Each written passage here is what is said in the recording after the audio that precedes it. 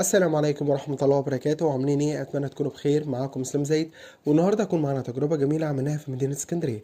قبل اي حاجة زي ما انتم شايفين احنا لازم نلبس الاكياس دي على الشوز قبل ما نخش المتحف، علشان دي من التعليمات الخاصة بالنسبة للمكان. المكان اللي احنا هنتكلم عليه النهارده هو متحف المجوهرات الملكية اللي موجود في اسكندرية. وبصراحة كانت تجربة جميلة جدا عملتها هناك، وانا بصراحة استفدت منها جدا. قبل اي حاجة بالنسبة للموقع بتاعه، هو المتحف ده قريب جدا من جليم. دي اول حاجة. تاني حاجة بالنسبة للمواعيد بتاعته، هو الحمد لله شغال طول ايام الاسبوع. المواعيد بتاعته بتكون تقريبا لحد الساعة 4 او الساعة 5.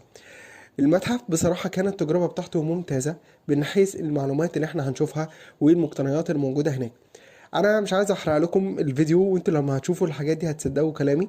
الى جانب كده انا حبيت ان انا اشرح لكم كل حاجه هتكون موجوده في الفيديو، علشان طبعا الكلام كان مكتوب بطريقه صغيره على اللزاز او على الباترين اللي عارضه المنتجات. فانا حبيت ان انا اوريكم فيديو اللي انتوا تشوفوا كل قطعه موجوده في المتحف، وانا هكون شارح لكم هي عباره عن ايه وبتتكلم عن ايه. اتمنى باذن الله وان شاء الله كده الفيديو يعجبكم، وما تنسوش ان انتوا تشتركوا في القناه بتاعتي وتتابعوا عروض الرحلات من شركه اسلام زايد ترافل، سواء